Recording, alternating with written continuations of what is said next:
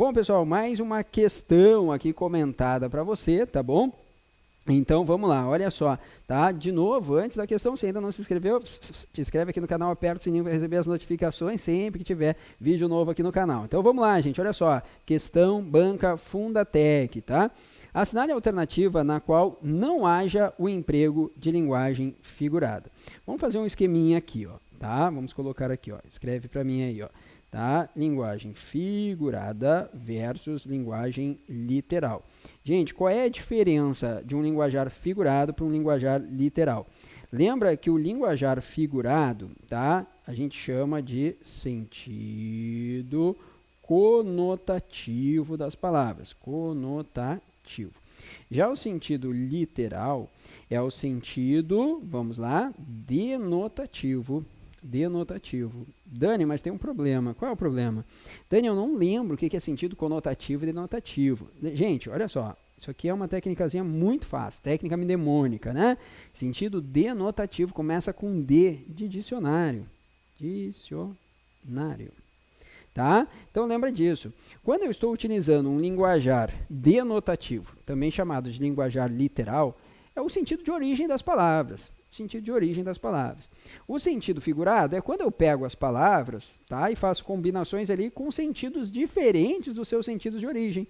Isso a gente chama de sentido figurado. Por isso que quando a gente faz uso desse sentido figurado, nós chamamos também de figuras de linguagem. Figuras de linguagem.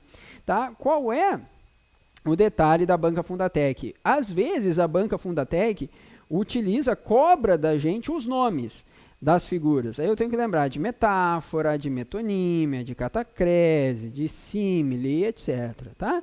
Pleonasmo e assim vai, tá bom? Hipérbole, eufemismo.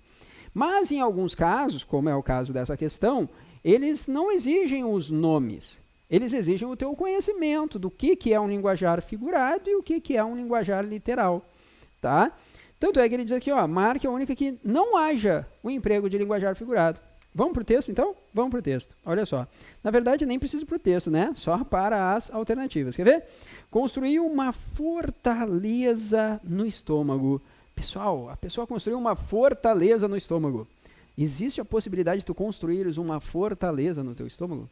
Evidente que não, tá? Esse texto aqui, para quem não lembra, era o textinho do Jefferson, esqueci o sobrenome dele, tá? Um autor que fala ali, conta um pouco da história, da relação dele para com o seu filho, que ele era pai separado e que o seu filho morava em Santa Catarina e ele no Rio Grande do Sul, Porto Alegre, se eu não me engano, e que daí ele tinha que, né, viajar de ônibus uma vez por mês para ver seu filho e tal, um texto bem legal, bem bacana, e ele diz, num determinado momento, que ele enjoava nas viagens, né, que ele enjoava bastante nas viagens, mas que em um determinado momento ele começou a se acostumar e que, né, ali ó, construiu uma fortaleza no estômago, tá, que ele não, né, ele utiliza a palavra vomitava no ônibus, tá, né, no texto, tá, gente, mas enfim, então às vezes ele vomitava, enfim, tá? Não queria utilizar essa palavra, mas já utilizei. Espero que você não esteja almoçando, jantando ou coisa do gênero agora. Mas vamos lá, tá? Voltei para cá, construí uma fortaleza no estômago. Ou seja, ele já estava tão acostumado que o estômago não mais se incomodava com aquilo, tá bom? Então isso aqui é linguajar figurado, sim.